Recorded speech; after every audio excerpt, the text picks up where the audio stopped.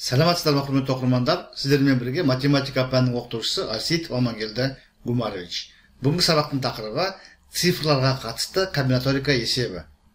Бұл түрдегі есептер математика мен математикалық сауаттылықтан ұлттық бірыңғай тестілеуде кездеседі. Сонымен қатар 7-8 сынып оқушылары үшін әртүрлі деңгейлердегі математикалық олимпиадалар мен редакторларда кездеседі. Бұл бейнероликті соңына дейін мұқият қараңыздар. Мен шамам келгенше сіздерге толық түсіндіруге тырысамын. 3 тәсілмен шығарып көрсетемін. Есептің шарты. 7-8 сынып оқушылар арасында өткізілетін математика пәнінен қалалық олимпиадада ұйымдастырушылар қатысушылар саны мен орындалған жұмысының кодтарының нөмірлерін анықтаудың ерекше жолын енгізгісі келді. Олимпиадаға шақырту қажет қатысушылар санын анықтау үшін 1, 2, 3, 4 және 5 цифрларынан тұратын және цифрлары қайталанбайтын барлық мүмкін болатын 3 таңбалы сандар санын есептеу керек. Қанша оқушы шақыру қажет? Есептің шартын тағы бір рет мұқият оқып шығыңыздар. Қысқаша бұл есепті былай деп те айтады.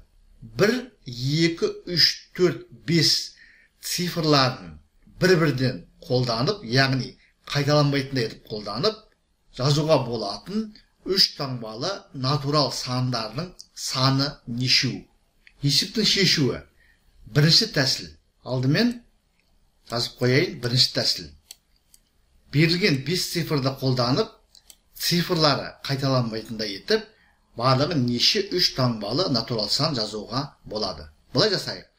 Бірінші бір цифры, екінші орында 2 цифры тұратын жағдайлардың барлығын қарастырып көрейік.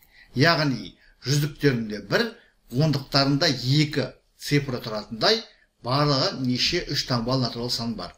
Бізде цифрлар қайталанбайды деген, сондықтан 1 мен 2-ні қолданып қойдық. Олай болса, үшінші орында, яғни бірліктердің орында 3 тұруы мүмкін,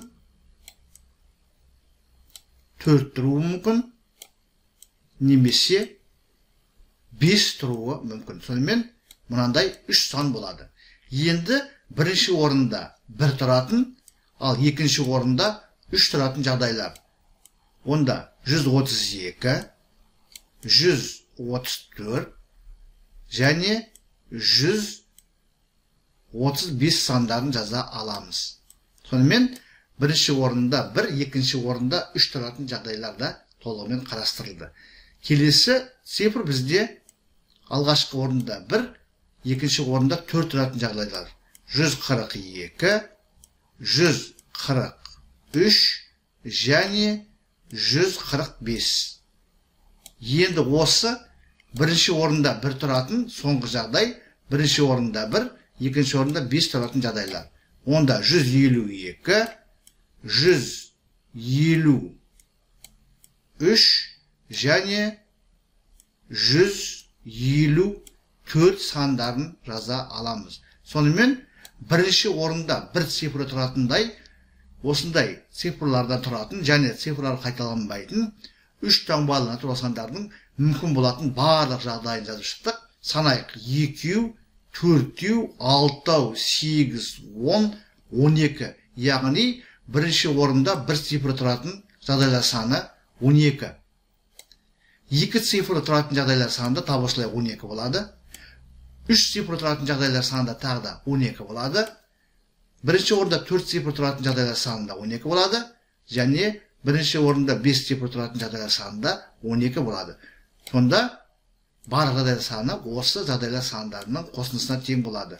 12-ні өзіне-өзін 5 рет қосамыз, яғни 12-ні 5-ке көбейтеміз.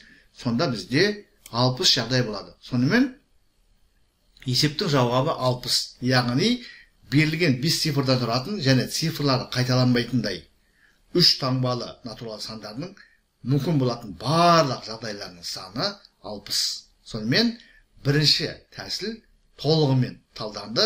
Сіздерге бұл түсінікті болды ғой деп ойлаймын. Екінші тәсіл 9-шы сыныпта өтілетін комбинаторика ережесін қолданамыз. Дәлірек айтқанда 5 элементтен 3 элемент бойынша орналастыру. Жалпы түрде n элементтен k элемент бойынша орналастыру мына түрде белгіленеді. Және формуласы бөлшек алымында n факториал бөлімінде n минус k-ның факториалы.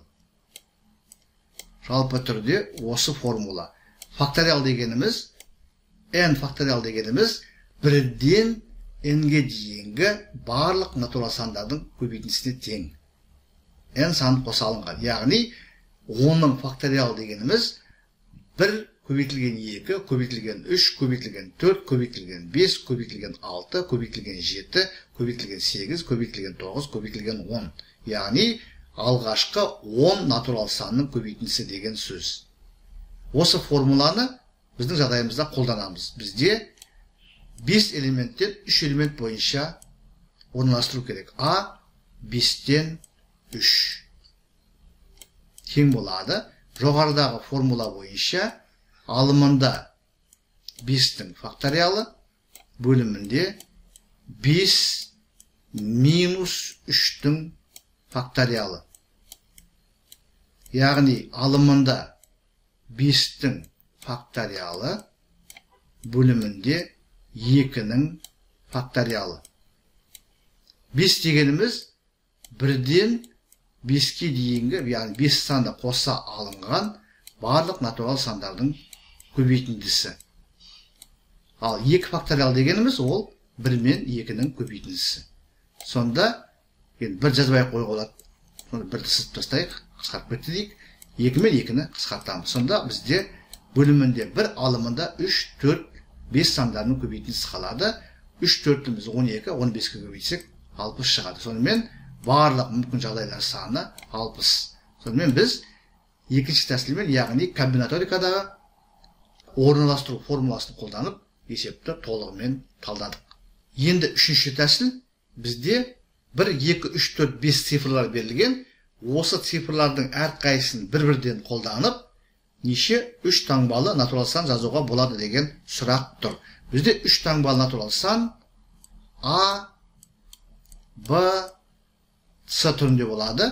Бұндағы А жүздіктер саны, Б ондықтар саны, С біріктер саны. Және үстіне бұлай сызықша қоямыз. Сонда бұл 3 таңбалы натурал сан дегенді білдіреді. Тағы да айтамын, А жүздіктер саны, Б ондықтар саны, С біріктер саны. Біз мұна А-ның орнына берілген 5 цифрдың, мұна 5 цифрдың кез келгенін қоя аламыз. Яғни бірінші орында, жүздіктердің орында 5 цифрдың кез келгені тұра алады.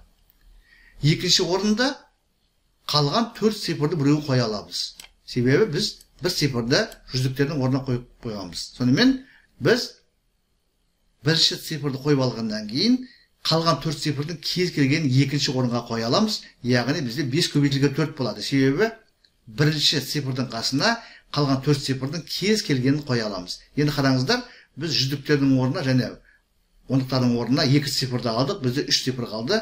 Біз біріктердің орнына қалған 3 цифрдың кез келгенін ала аламыз, және ол алдындағы қойылған мына жұптың кез келгенінің қасына қойылады.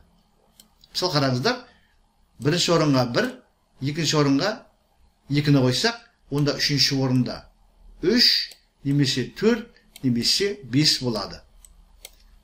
Мына үшінші жағдай қараңыздар, мынаға сәйкес келеді. Бастап жағдай қарайық. Мысалы біз бірінші орынға 1 деген цифрды қойсақ, онда екінші орынға қалған 4 цифрды біреуін қоя аламыз. 2, 3, 4, немесе 5. Яғни не үшін біз мұнда 4-ке көбейдік? Себебі біз бір цифрды таңдап алсақ, екінші орынға қалған 4 цифрдың кез келгенін қоя аламыз деген сөз. Сонда 5 көбейтілген 4 көбейтілген 3 болады. Жауабы 60. Сонымен құрметті оқырмандар, мен бүгінгі сабақта сіздерге берілген 5 цифрдан цифрлары қайталанбайтындай неше 3 таңбалы сан құрастыруға болады деген сұраққа толық жауап бердім. 3 түрлі тәсілмен шығардым. Бірінші тәсілде барлық мүмкін болатын жағдайларды жазып шықтым. Екінші тәсілде комбинаторикадағы орналастырудың формуласын қолданып шығардым. Үшінші тәсілде жаңағы екінші тәсілдегі орналастыруға сәйкес таңдау тәсілдері. Мен цифрларды ретімен неше тәсілмен таңдай аламын деген сұрақты қоя отырып, сол сұраққа толық жауап бердім. Сіздерге барлығы да түсінікті болды ғой деп ойлаймын. Егер материалыңызға лайк қойыңыздар, комментарий жазып, репост жасауды ұмытпаңыздар. Зейін қойып тыңдағандарыңыз үшін көп рахмет. Келесі кездескенше.